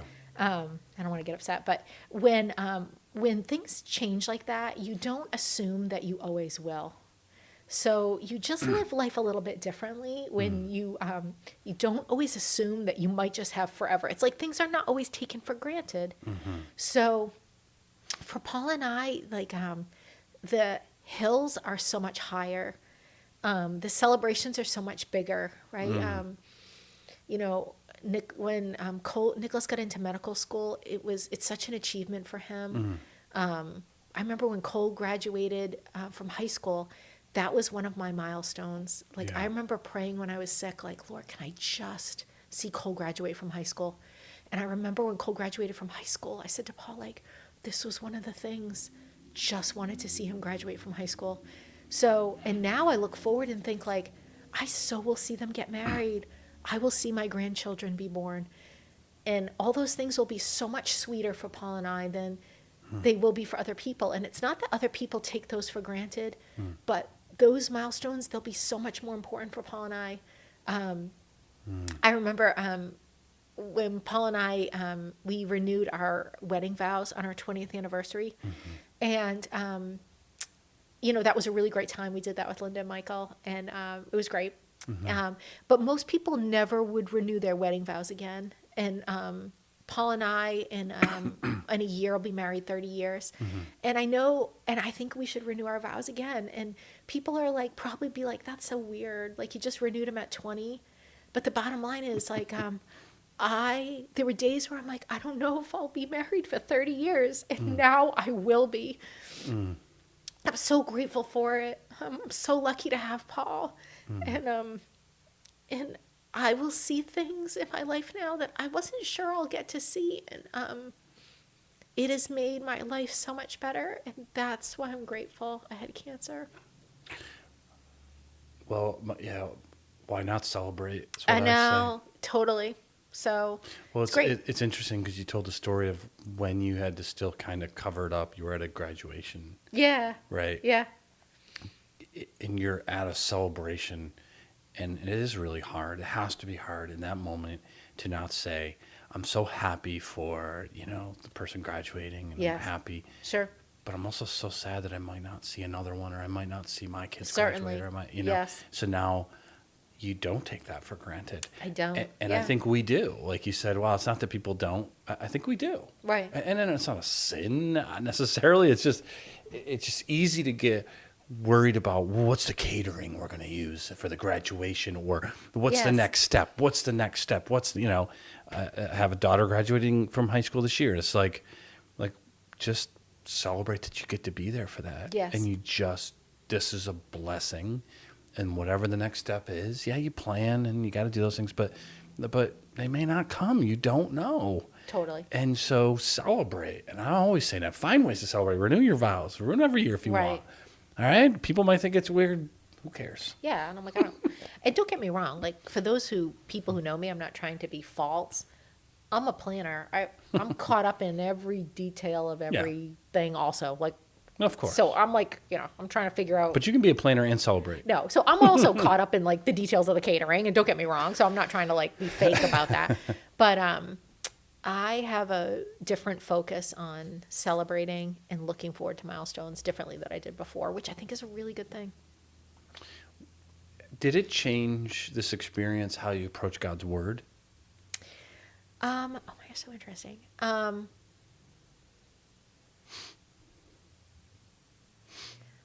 I don't know. What I would say is the level of intimacy has just changed so greatly. I don't know. Does it change the way I approach God's word? Well, I don't know if it's because I run the support group, but I'm very focused as I read the word on things around healing, right? So, I almost answered you in a very pragmatic way. Like, I read the word looking for things that are around healing and hope, and definitely strike me, and I underline those, pull those out, and record them because I need to repeat them back to others. Yeah. I'm very focused on verses that talk about being able to see God's plan for your life. I'm not being very clear about, like, there's a verse about, like, all the days of your life are written in my book long before I was born. Mm-hmm. So I'm very focused on focusing on God's truths about knowing us and having in his plan already being written. Mm-hmm. Because when you have cancer and you're afraid, it feels that God is not in control. Mm. And so I try to find verses to speak them into other people's life about God having a plan and being in control already. Mm. So while you think that whether he's going to cure you is unforeseen, life seems unstable, all the days of your life were written long before you were born. Mm. So I would say I read his word more intentional around healing. And I would say the other thing I do is I record when I'm reading things for some reason, and I never did that before, because I like to look back and look at when I read it so I can think about where I was at that point. So now How do you do that? You write place, time, anything else, or no, just I just write like the month and the month and the year. So, and now I'm so grateful for that because I can just look back and be like, okay, I read that while I was in treatment. I read that during that period that I was in pain. I read that when we started the support group. So as I go back to like doing a Bible study with a woman that I work with now, and we're rereading Luke, and I was like, oh my gosh, I read Luke like right when I was having the mastectomy. So now I have everything. I'm starting to date everything, which is helping me to reflect on the period of life that I am in when I'm reading it. So I don't know why. It's just, I would say that it's new. But I guess not, I don't know. Nothing else strikes me about how I read the word differently. But it does sound like there's a sort of a different relationship, and I don't think. Oh yes. I don't think you can help not be changed, because God's word is really it's like part of the conversation with God, and it's part of the intimacy of God's communication back to you. And so as your intimacy with him grows, it's gonna be different. Not always explainable, right. but different. Just like your communication with a good friend or your husband or your wife, like grows over time because your intimacy grows or grows distant. And your communication changes, right? So your intimacy is increased with God. It makes sense that there's going to be, I'll bet after thinking about this question, you'll probably notice some even more things. know. I'm sure I will. But I'm praying about how to run the support group and serve people who are in this situation, which is probably why I'm recognizing the verses around hope and healing and suffering, because I'm praying like, how do I minister and what do you want me to say? Which is probably why I'm recognizing these. He's also using those verses to give me hope, soothe me, help me to move forward. So it's probably why I'm picking them up. What was your prayer life like before? Like not necessarily good or bad or anything like that, but just like and now you've kind of gone, so you're on the other side, not in remission, but you're on a hill. You're not necessarily just always thinking about having cancer all the time, right? Yeah. Like, which probably in the midst of it was always there. Yeah. So if you look back, is your approach to prayer different? Is it easier to pray, more difficult to pray? Do you pray about different things? It's different. And I don't know, to your point, I don't know if I think it's good or bad, but before I would pray in like an isolated moment. Like I'd be like, okay, I'm going to bed and now I am praying. And now it's literally like a constant running ticker in my head. So I'm like driving here. I'm like, Lord, this, that, I'm getting my lunch. So it is like a constant dialogue. And it was not like that before. Yeah. Before it was like, I pray from 9:11 to 9:17. And I don't know whether that is a good thing that it's a constant ticker, or I don't know which one is actually better, but I like the constant ticker because it feels like it's like the Lord's always just like with me walking around. I will say I could use more focus, which I just think is the period of life I'm in right now. I could use more focus to be like, I'm very clear and I'm like praying in a more sustained way. That is an opportunity for me. Yeah. But it is like a constant ticker. Which I feel like reflects the intimacy that has grown. Right. He's with you. He's with you. And it's always like... You're not like, okay, I'm inviting God into my life for 5 minutes here. 6 minutes. Yeah. It's like a constant ticker of just like things that are occurring. I'm like, oh, shiny thing. Like, oh, I have to say this to you, Lord. Like, about this, that this just dawned on me. Squirrel. Like, oh, this happened. I need to tell you this. Do you find, though, because to me, the potential pitfall of that is like, maybe not praying for certain people. Obviously, you're going to pray for your kids and Paul, and because they're constantly on your mind. But if you have like a focus or a list or something like that, you're like, oh, I got to remember to pray for so and so. Or does God call to your mind people to pray for in those ticker moments? Lori has developed this amazing process for the support group where we have an app that basically we all communicate on, where prayers come across like 24 hours a day. Yeah. So it basically, like, if you're with me, you'll hear it chiming. Yeah. So basically, while I'm driving, only stopped, which I'm stopped very frequently because I commute on the highway, it will be chiming. So basically, like, it's coming through. So I'm like praying for people like periodically because I can hear it chiming. Or if I'm like eating my lunch in my office, it'll chime. So I feel like that's happening periodically. Sometimes I keep a running list in my car. But I feel like people just come into my mind. But I feel like because I'm a planner, I'm bugged by the lack of organization around that. But I'm also just trying not to crush myself because I feel like I could be doing it in a more organized way. Yeah. So I think we could all be doing it better, yes. you know? And that's just what happens, I think, is like you can be real formal and you pray for all these things maybe you wouldn't, but the intimacy's not there. Yeah. And, you know, and then, it's constant swing, Yeah. you know? I'd say the other thing that I really love is, and I'm not trying to say like I get this opportunity every single night, but like the best nights are like just being able to like, I just read my Bible so differently now because I'm kind of like, I crawl into bed and I'm like, oh yay, like, I just can, like, because it's just different than it was before. It's almost like it's like that's my time to actually feel like I know Jesus better, and it's like I read something and I'm like, I feel like I know you more. And it's just different, even if I read the same thing over and over. And it's like, it brings me, I actually feel like peace comes over me. It's such a good thing. You've been able to recount so many blessings. I mean, is it, as we are filming this, we're in the middle of the series in James that I'm preaching on.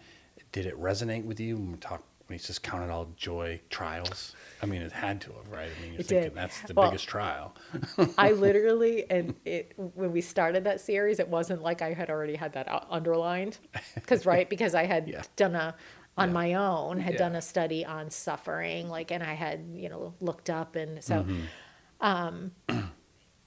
I think it's just really interesting because I have read that so many times over the last 5 years. It's a lot easier to consider suffering a blessing after the suffering is past.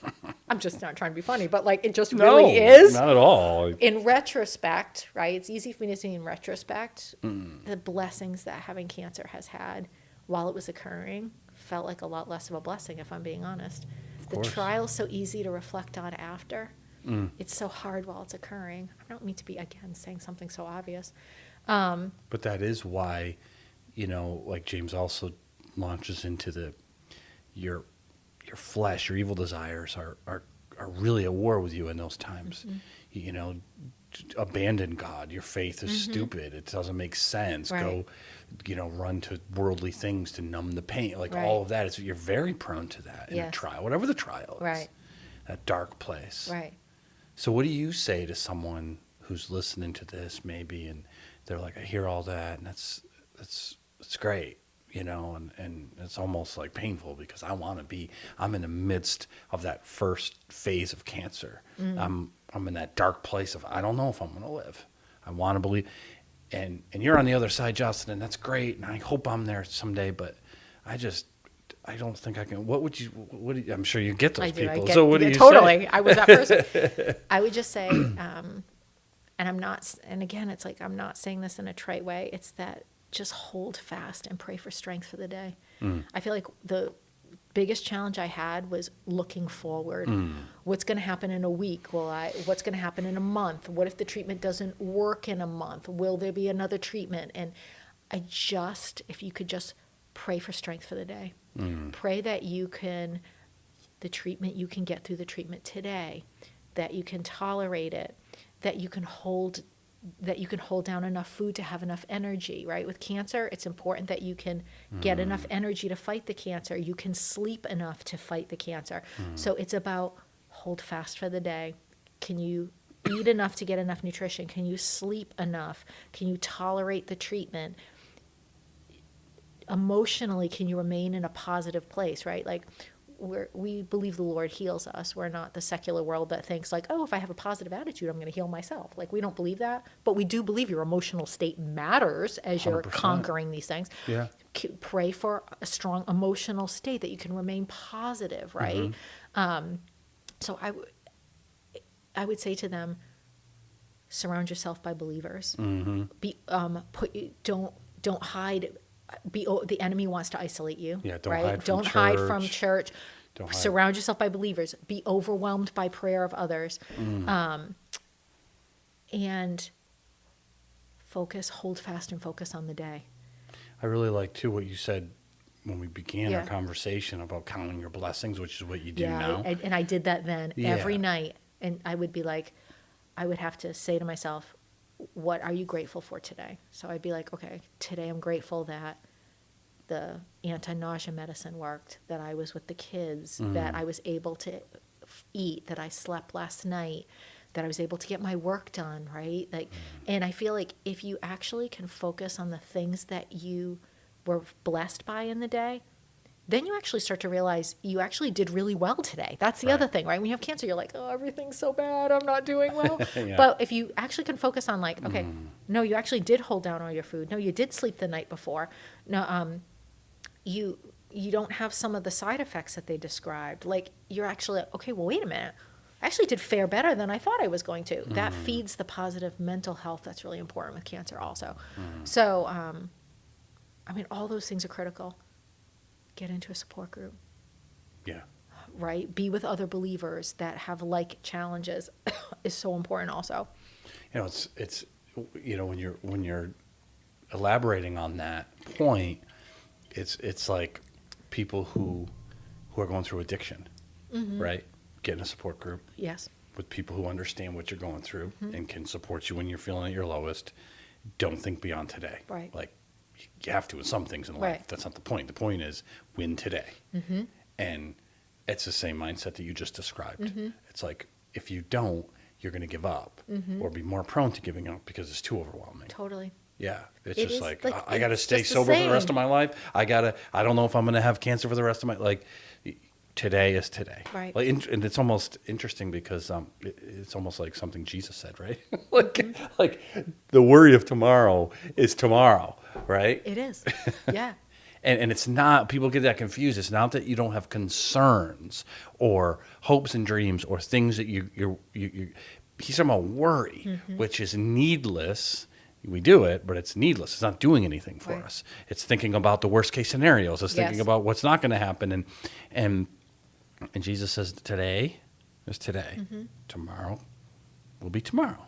Totally. And I just think this is really great advice because if you don't see the light at the end of the tunnel, you just keep your eyes on Jesus and you just let others help you and keep going. Don't turn around. I thought of one more thing.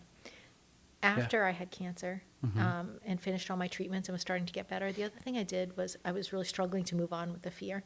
Yeah. And I actually went to a Christian counselor. And I would have done that while I had cancer. That would be the other thing that Yep. when people are really struggling with fear, I recommend to them. And one of the things that I loved that she recommended to me was I kept saying to her, like, I'm really afraid. She was like, all right, well, let's break down what you're afraid of. And that became really clear to me. I'm not actually afraid to die. I'm afraid about the kids and stuff like that. And then she was like, okay, well, here's the thing. I said to her, I need to not worry. And she's like, well, no, what you'll do is, well, you only can worry for 1 hour a day. And you can only worry when you have your Bible. So you can only worry from 7 to 8 p.m. And during that time, you have to pray and you have to read your Bible. And that will be your worry time. And I was like, oh, interesting. Interesting.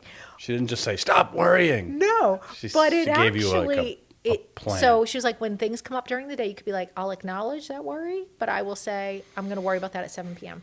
And it seems so, again, silly. It actually did work for me. And she was like, you can even like write it down. I'm worried about this. I will focus on that at 7 p.m. She's like, and open your prayers at 7 p.m., reading those worries to the Lord, and then start reading your Bible. And I think that would have been really helpful to me when I was afraid and in treatment, and I didn't know that. So that would be, just to throw it out there in case anyone's listening, I really would recommend, if you really are struggling to move forward, I would recommend that too, and that little tip around writing your fears down and addressing them during prayer. Well, I think you bring up, I was thinking about that earlier when you were talking about the support group, about it's okay to see a counselor, someone who, I guess I didn't say anything just because like I recognized that, because then you went into the importance of a support group is someone who can identify and share an experience, and a therapist isn't always going to be like, just like a pastor can't always do that. But you also talked about how you felt like one of the things the support group did is it gave you a place to share fears and spout them almost. Yep. That you were afraid to share with Paul and the kids because you knew it would hurt them. Right. And so you didn't. A counselor will do that. They might not be able to have the shared experience, which I think both are good. Yeah, both But are the good. counselor will give you hopefully really good advice that people in a support group are like, oh, we don't really know what to tell you, but we love you and we know what you mean and what we're going through. Right. And that's awesome. But then a counselor can listen to you and you can unload on them. Totally. What a wonderful job, right? I know, no kidding. But Thank then God for them. they can give you that. So I think especially for Christians listening, sometimes it feels like a weakness, and it's not. No. It's all it is saying I need to talk to someone, Mm-hmm. and specifically someone who can handle it. Definitely. And that's a counselor. If they can't handle it, they shouldn't be doing what they're doing. 100%. And I think it's good counsel to let people know that it's okay. Not for everyone, but it's if you're going through something that hard, it probably is for you. Definitely. And find the right counselor. Don't be afraid to fire somebody if they're just 100%. not. Yep. Because Yeah. it's got to be like the right match. Yeah. Mm-hmm. Yeah. Well, anything else that you're like, I got to make sure I say this that you didn't get a chance to say? No, I don't think so. I'm assuming no, because you've really given us a lot of valuable things to think about through your No, story. I guess, and just that I would be always willing to chat with anyone. If I could help anyone in any way, always feel free to seek me out. I'm always obviously willing to support anyone we'll in any link way. up in the podcast like our church information, and all anyone has to do is just whether it's an email or submit a form or whatever. Yeah. And then we'll connect them to you. Yeah, thank you. And thank you. Yeah. It's really, your story is God's story in your life. Yeah, it is. It is amazing. Yeah, and it's sad that there isn't enough support groups out there. And I don't know what that says about the church. And I'm not saying it's a bad thing. I'm just saying I don't know what that says. Seems like there's a million divorce groups and grief groups, and those are important. Yeah. But I don't know. I don't know either. Well, We have one. we have one. Call us. Praise God. I know. Yeah, and I remember. Well, I guess I remember when when you were looking to start it, and I remember, because you are such a planner, your fears around it. Not should I do it? You were going to do it. Your questions were more about logistics and what if it gets too big, and what if someone dies? Yeah. And you were like, I'm going to help you with that, and it's going to work out. Just do it. God will, easy for me to say, but. Well, but in the moments when that's occurred, you've been there to help. So you've stepped in the gap when we've needed help. Yeah, but it's been beautiful to see how many lives you've touched, not just here, but all over the place. Well, to God be the glory again. Yeah. Lori and I are not capable, so. No, none of us are. But God makes us, He equips us where He calls us, plain and simple. Amazing. It is amazing. Well, I'm glad you're doing well. Yeah, thanks for having me. Thanks for sharing. And, Sure. we'll see where God brings that support group, but I'm excited about it, the future of it. So. Yeah, we are too. Thank you. Yeah. All right. Done. Done?